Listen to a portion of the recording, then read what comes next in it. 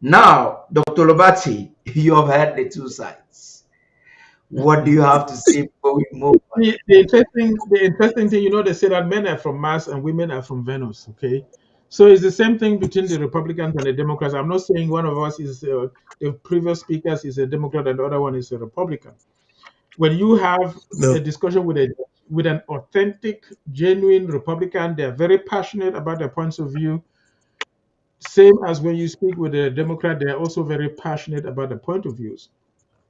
But if you look at this election, what you realize is that, like I said, even those who traditionally voted Democrat voted for Trump. And people have been focusing on the wins. Look at the places where Kamala won, which are Trump's losses. You notice that the margin of the win by Kamala is much smaller than traditionally is the case when a generic Democrat wins. So that's why he has substantially won throughout the nation, which is one of the reasons again why he's having a large um, a larger count. How do you call that? A larger count than the other side. Traditionally, Democrats always get the larger population count, even though the electoral college may go to the Republicans. It was just one time in 2004 that Bush happened to have had, the larger count. But traditionally, Democrats always have the majority of those who voted for them. But in this case, the loss is so big that you begin to ask yourself, where did this happen? And it's like the proverbial elephant that everybody is describing what they're touching. So if you are touching the trunk, you describe it very well, and you did a great job with that. If you are on the tail, you also do a great job with that. I'll take my take on it. I have my own reasons why I think Trump won the way he won. Remember, I mentioned I want us to focus first on the whites of this country and the people that people call the evangelicals. The people who initially moved, separated themselves from Britain, and ended in the United States came here to have a free space to practice their religion freely, to exercise their faith freely without interference by the King of England or restrictions by a religious body. That's why even in their constitution they said the government will not interfere with the exercise of faith, of religion. So the government will not prefer, say, the Catholics over the Protestants or one Protestant group over the others, but let people practice their faith freely as much as possible. And with time, after the country was founded, you realize that as more and more people come to this country, the element of faith is being undermined to the point where they even ban the Bible being read in public places. They even ban prayers taking place in public places. While on the other hand, because just they're doing those because people who are not Christians will say, "Oh, I'm offended because you had a Christian prayer during graduation ceremony." So a Jew can come and say, "I'm offended by the Christian faith because they don't believe in Jesus Christ, as having resurrected from the dead and is alive." They feel offended. The Muslims can do the same. Those who don't believe in God will also say they feel offended. So they went ahead and banned the Bible from being read in public places, banned prayers from being held in public places. And then eventually, with time, you have what we consider to be naturally normal things transforming too rapidly for the population. That's why abortion has been a very big debate in this country, which has been harbored primarily by the Republican Party. Now, let's go back to our own where we come from. If you have your sister who is 13 years old and for some reason, and she attends school and maybe in secondary school by then, she just happened to be playing with a boy and ends up being pregnant. Our mothers and our fathers will not say, go and remove the baby and throw away. We know that abortions occur.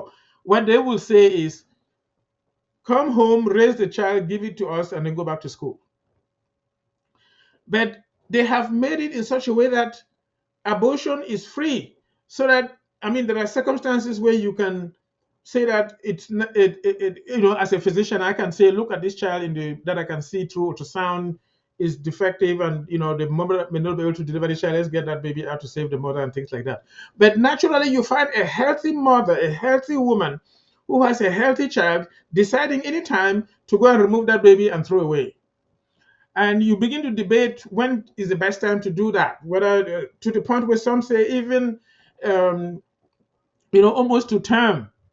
As physicians, we know that at 24 weeks, and we pride ourselves that we were able to rescue a child that was born prematurely. At 20 weeks, we were able to keep them in incubators and feed them with those amino veins until they survived and grew up to be adults. But imagine that you decide at 38 weeks to remove a child, kill, and throw away because you don't want to keep the child.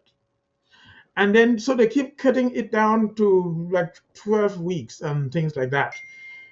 Not only that is repugnant to the conscience of a natural thinking person, but I think it was Barrister Ghana who brought that to the tail end of his discussion. You see the rapid change where people are now advocating that people can change their natural gender at birth. So, when a child is born, when everybody looks at the child, they scream, "Oh, that's a boy," because the genitals show that this is a boy. He has a penis with the testicles, so he's a boy. And then if they look and they see that the genitals look like a girl, they say this is a girl. So that is your gender at birth. So you find a situation where now they are advocating that people can literally decide that I can change what I am at birth to the opposite of what I was when I was born. And doctors can do that. We can do it using hormones, that's chemically, and we can finish it off surgically so that you are literally fully transformed from a say a boy to a girl. You know, we can put artificial breast and you feel it looks like real breast. We can transform everything, even hormonally, and you look like that. And of course, these days that they put artificial hair, you would not even tell. You can see somebody who used to be a boy look like a wonderful, beautiful girl, and you will not be able to tell the difference. All these things are happening so rapidly for the population to the point where they're even saying that children in school can, in connivance or collaboration with their teachers, do it without informing their parents. So imagine you have your natural born children at home who are now in high school and they start a process of transformation and you don't even know about it, but the students are doing it with their teachers. And so basically, these evangelical Christians, most of these Christian among the whites, predominantly. And what I just said is natural, is the same for all tribes, the Hispanics, the Africans, and all the others. They all have the same feelings. So you find a situation where they feel like it's just too much for them and it's just too fast for them, not to mention the tattoos and where people turn around and start looking like lizards. You don't even know what they are. They put ions all over their body. You know how they used to put a thing on a pig snout, like a golden ring or something. They have them all over the body, and in fact, you don't know some of the places where they are, that are covered with the skin. So people with their clothes. So people are worried. They're saying things are just changing so fast. The natural is being transformed into the abnormal. This is just too much for us, and this group are willing to use whoever to restore what they consider normal. So yes, Trump has his flaws. His language is horrible. It is a pastor cannot propagate that children in Sunday school should speak like Trump does. Okay, but at the same time, he is the best person that they can use to restore that which they are losing. Are On the they other going to hand, you have a succeed?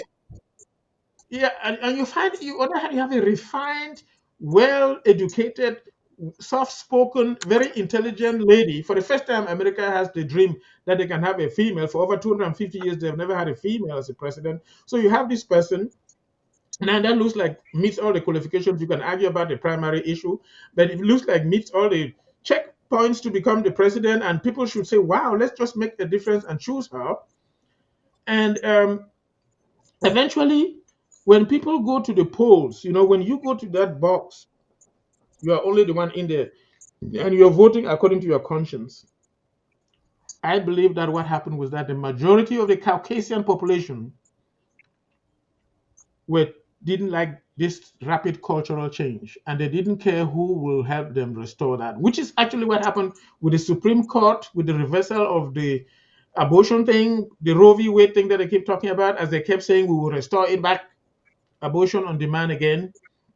And um, then also, as you can imagine for us in Africa, they were coming to our African presidents and telling them to Yeah. allow our governments, allow our people do the same. That means promote homosexuality, promote lesbianism, promote all forms of birth control, including not only taking birth control pills and using condoms, but even also abortions.